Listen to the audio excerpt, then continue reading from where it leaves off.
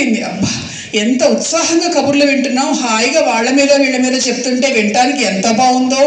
ఇవన్నీ వింటూ ఉంటే ఇతడేంటి వచ్చి ఇలా పిలుస్తాడు, పూజ చేశానుగా, అన్నం పెట్టానుగా, ఇంకేం కావాలి అని అనుకొని లోపలికి వెళ్ళింది. ఏమిట్రా ఇంకొకటి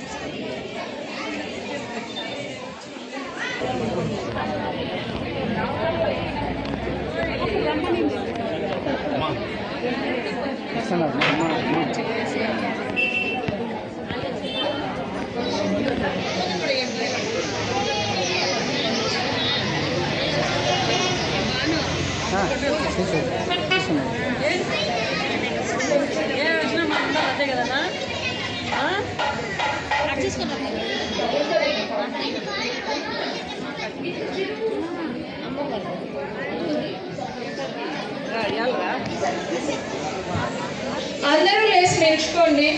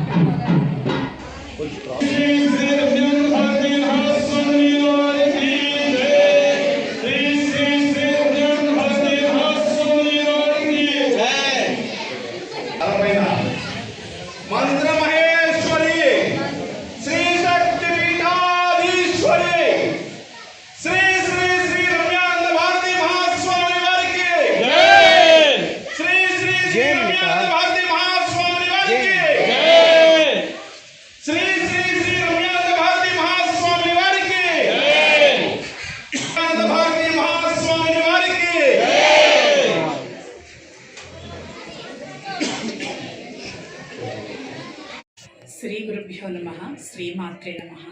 శ్రావణ శుక్రవారం నాడు ఇవాళ మన పలమనేరులో ఓం శక్తి దేవాలయం 26వ వార్షికోత్సవ సందర్భంగా ఇక్కడ దేవాలయ సందర్శనకు రావడం జరిగింది. శక్తి స్వరూపంగా ఇవాళ ఇక్కడ 108 మంది స్త్రీమూర్తులకు సువాసిని పూజా కార్యక్రమం కూడా జరుగుతున్నది. అందులోనూ శ్రావణ శుక్రవారం మన స్వాతంత్ర దినోత్సవం రెండూ కలిసి రావటం ఒక ప్రత్యేకంగా సందర్భంగా మనం భావించవచ్చు. మన దేశంలో మనం కనుక గమనిస్తే మన భూమిని, మన దేశాన్ని, మన దగ్గర ఉన్నటువంటి నీళ్లను అంటే నదులను, చెట్టు చేమలు ప్రతి ఒక్కళ్ళలో కూడా మనం మాతృశక్తిని దర్శిస్తూ ఉంటాం. భారతమాతగా అమ్మను భావిస్తూ ఉంటాం. అటువంటి మాతృశక్తికి చిహ్నంగా ఇవాళ శక్తి దేవాలయంలో స్త్రీమూర్తులకు సువాసిని పూజ జరుగుతూ ఉన్నది. ఎత్ర నార్యస్తు పూజ్యంతే రమంతే తత్ర దేవత అన్నట్టుగా స్త్రీలు ఎక్కడ పూజించబడతారో అక్కడ దేవతలు నివసిస్తారు, సంతోషిస్తారు. ధర్మం వెళ్ళి విరుస్తుంది.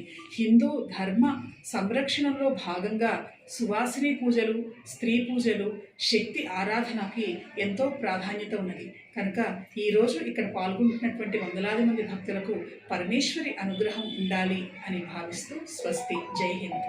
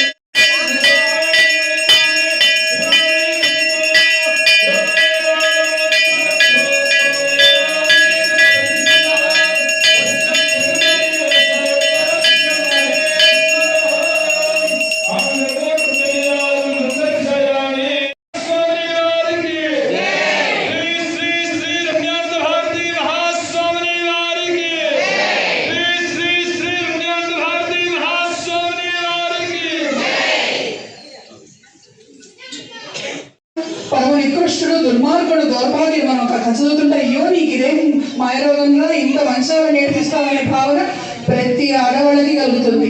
కానీ అలాంటి వాళ్ళని కూడా ఆ భావంతో చూడకుండా తన మనసులో భర్తనే దైవంగా భావించి చేసింది కాబట్టి గొప్పతనం అక్కడ భార్యది. అందుకే శక్తులు భార్యకు వచ్చాయి, ఆ మొగుడికి కాదు వచ్చింది. కాబట్టి ఇప్పుడు ఈ పూజ జరిగేటువంటి సమయంలో మీరు ఎవరికైతే పూజ చేస్తున్నారో పూజ చేయించుకుంటున్నారో ఈ కాసేపు కూడా నాలో ఉన్న దేవతకు ఈ పూజ చెందుతుంది. నాలో ఉన్నటువంటి దేవతా చైతన్యం ఏదైతే ఆ దేవి సర్వభూతేషు